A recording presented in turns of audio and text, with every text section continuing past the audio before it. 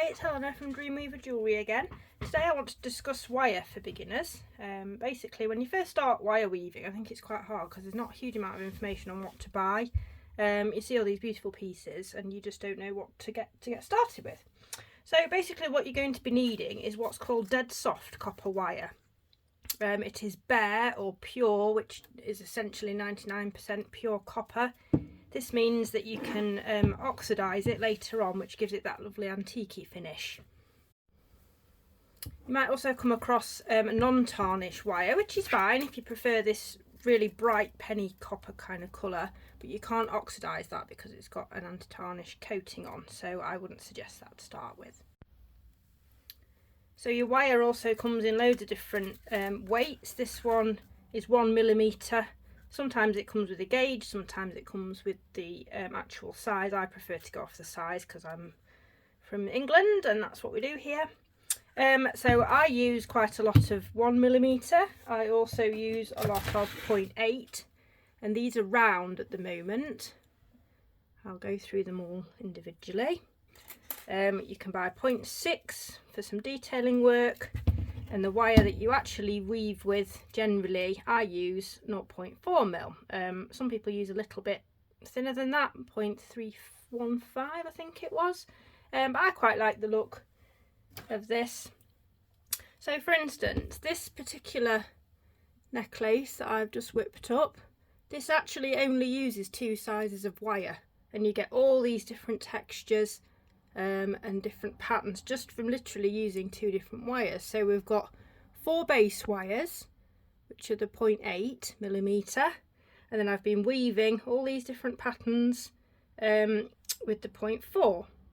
So that's just an example of where you can go with just those 2 wires, which is a good start. However, when you're beginning, I personally would choose square wire. It is more expensive, but it is easier to use. I think a lot of people fall at the first hurdle because they use the cheaper round wire and then discover it doesn't line up properly, it doesn't work like the videos you've seen, and it's really quite difficult. So although it is more expensive and there is only 1 or 2 places in the UK that sell it, I would suggest you use this initially. Again, there's a choice of 0.8 or 1mm. I would say 0.8 is probably going to match most of your smaller stones. You know, anything up to about 1 inch, which is again the same size as this. This is only 1 inch tall, this stone. I think that's going to be a good base start for you. The other thing I'd like to show you is half round wire. Now this isn't a necessity, but again you'll see a lot of tutorials using it, and I prefer it for starting off certain pendants. You can see it's domed on one side and then flat on the other. Can you see? It's really quite a pretty textured wire, and the other reason you'd use this is to hold things together, because it does seem to be more secure because you've got the flat side against a square wire, for instance. It does seem to make it much easier to use when you're first starting out. And with regard to textures, I've just whipped up 3 little things here just to show you.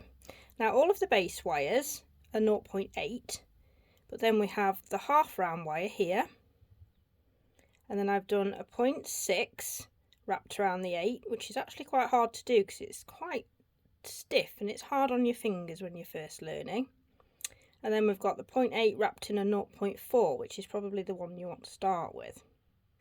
You can see the texture's quite different. These are much easier to use, the half round, to make those nice pretty flat curls and swirls. I think the texture's nicer, so it might be something you want to consider also. So there you have it, all the different types of wire. I will leave some extra information in the description for you so you can refer back to it also, which I think are going to be the easiest ones for you to purchase to start off with. I will also be stocking some of these on my website, so be sure to check that out. And thank you for watching. Bye now. Thank you for watching. I do hope you've enjoyed the content and found it helpful. If so, you might consider clicking the Buy Me a Coffee link below. Your small donation will support my channel and allow me to make further free content in the future. Please leave me any comments or questions you may have, and I'll do my best to get back to you.